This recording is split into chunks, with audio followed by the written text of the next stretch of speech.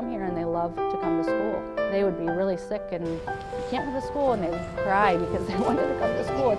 Write snake and draw a snake. Childhood is less than a quarter of our lifetime. Why can we not let them be children? If we can't have fun and get it accomplished, then we've lost the battle. I love everything that's here. So much fun. I'm not certain what she teaches, but I'm glad she teaches me. And on the way home, it was just like I didn't have to ask him, how was your day in school? Because as soon as we got in the car, it was just chatter, what we did today, and then he always wanted to come home and just eager to do his homework. Miss Megan is a teacher. Is tea. Even with Megan, that she just the love of learning, and she's grown with so much confidence. Violin, violin. She's just happy, just happy coming. That's a huge thing. Never any problem. That's just if your kid's happy, you just you know it's the right fit. Good job.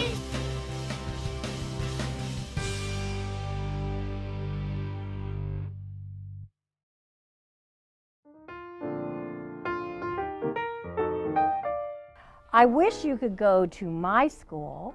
I wish you could go to my school. We're as happy as can be.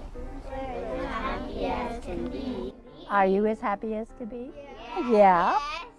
At the Weaver Child Development Center, or just say the CDC.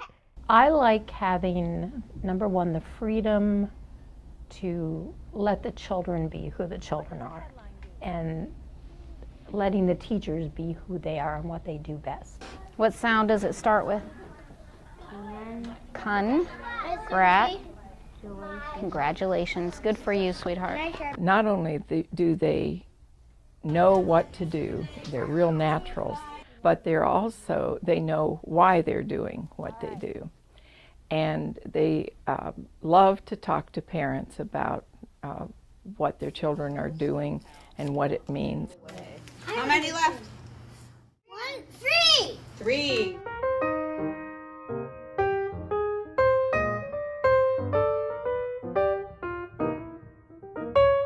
I always try to go sort of above what people think they would be able to do, because they really surprise you. I mean, they're really able to do a lot more than most people give them credit for. Close your eyes. Okay, put it on there.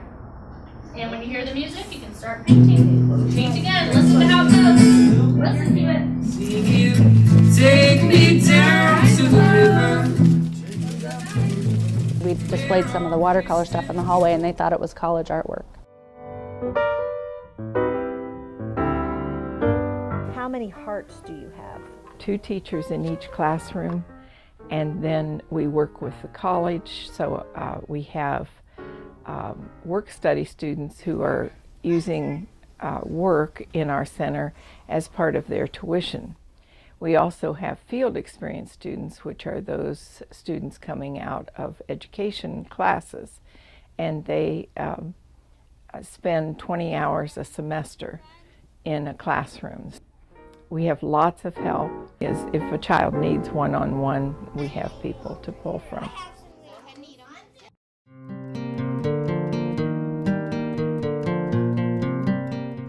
What I love about teaching at Weaver is that although we do meet the standards, we do not teach to the standards. We teach to the child, and the child is what guides our curriculum, because they are engaged in the learning and they take ownership of it. Row, row, row your boat gently down the stream. And they started talking about camping, so we started camping, and they're enjoying creating everything to make a campground into our classroom. And then what did we do? Paint it. Mine. And why do you need rocks around a campfire? So it doesn't burn you. They've made a campfire, we've brought in a tent. I helped make the wood. I just painted it.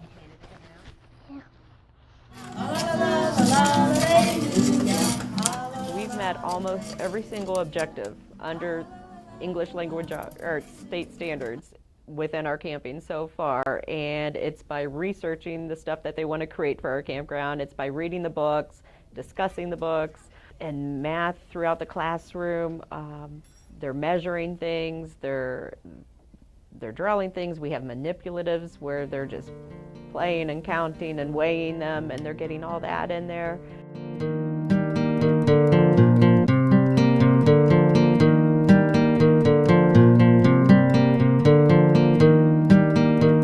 We will not be handing out a bunch of worksheets to your child, but we will be giving them several hands-on activities for them to be learning through their senses and manipulating things in the classroom.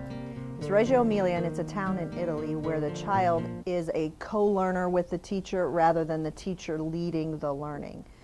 And so we use that approach to how we teach rather than just opening their brains and pouring information into it. We look at it as we need to learn with them.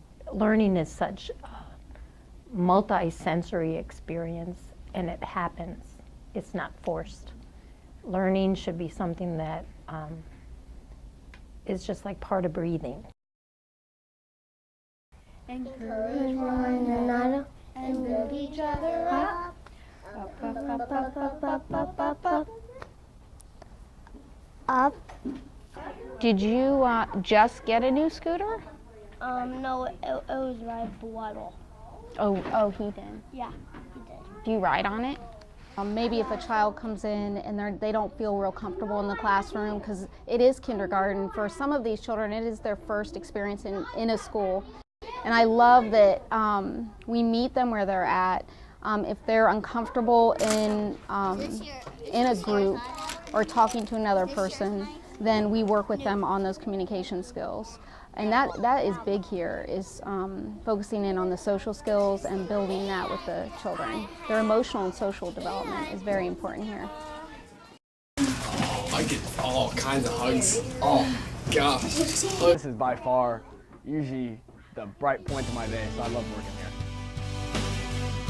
Well, I was a very energetic kid. I think I had ADHD. I was diagnosed, and you know, if I went to a public school, I would have probably been treated a lot differently by teachers because they, you know, I was typically the talker, typically the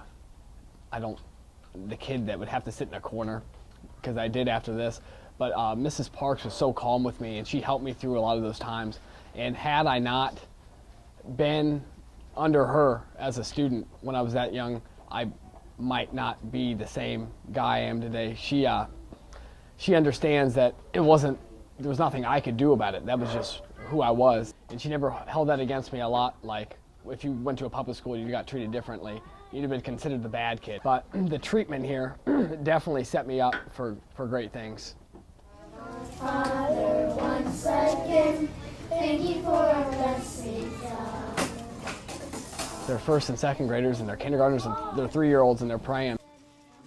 And that's definitely going to carry with them through their life. And I think that's what's completely different, is that, you know, God, when you put God first, great things happen. It means that kiss that brain.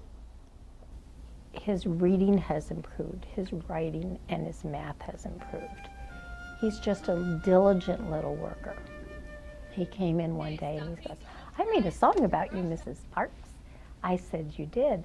Let's hear it. Yes, Mrs. Parks. Yes, Mrs. Parks. Yes, yes, yes, yes, yes, Mrs. Parks.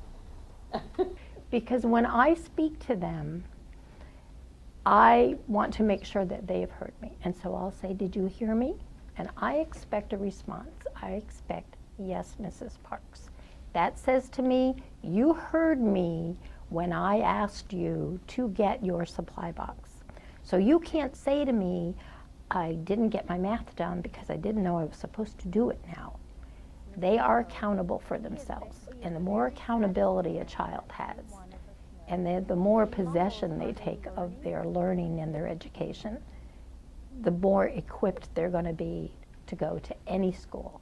Each of us is a flower growing in God's garden. Each of us is a flower. We need the sun and rain. Sing that again. Each of us is a flower growing in God's garden. Children love what she teaches them.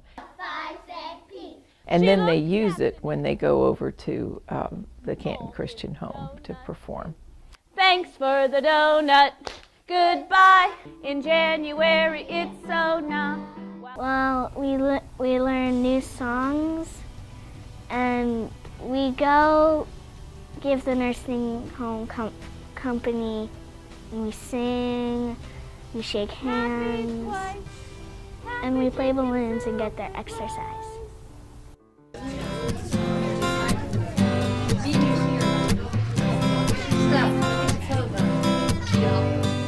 It's just complete comfort in, talking to anybody at any time about your child, and something's done about it or a suggestion is given, right away. It's just, that's the comfort that you get here. We also have an employee, and her title is Family Resource Coordinator, and that's her goal, is to make sure parents are informed and that they know where they can find information. She'll sit down with a parent and answer questions about my child is not sleeping, what do I do? Sometimes we have coffee chats where the parents are invited to come in, and we have coffee and cookies, and try to build that support group among the parents is important. And we usually discuss discipline or topics pertinent to the parents would be interested in. We do have a parent resource library, and the parents are allowed to check out books on all different topics of discipline and sleeping problems, nutrition, those kinds of things.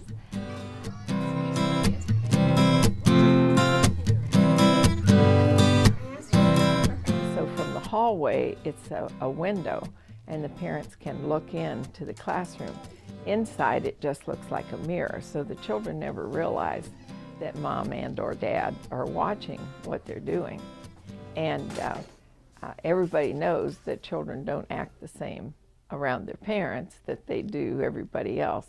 And so it's a nice glimpse into how they're doing at school.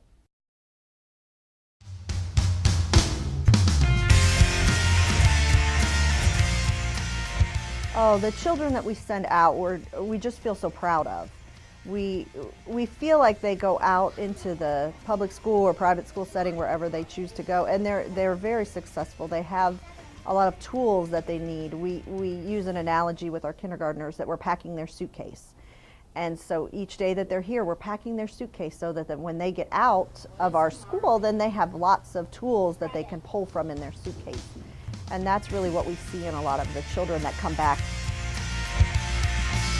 I see in them, especially Libby that went all the way through 2nd grade, just that confidence and that strong base, the love of learning, and she definitely was confident to transition on. She, transitioned with no problem, and both academically, socially, emotionally, all that. She went, on and moved on strong. When they leave with that sense that Christ goes with them wherever they go. Academically, they have no difficulty. They are so well prepared. The teacher said, I don't know where this boy learned to write, but he loves to write, and he does it fearlessly. I think it's just the best investment that I've made in their life so far. Pizza parlor, pizza, I just can't say enough about this place. And I'm just sorry it's only going to go to the 3rd grade, because if he could graduate from here, I'd do it.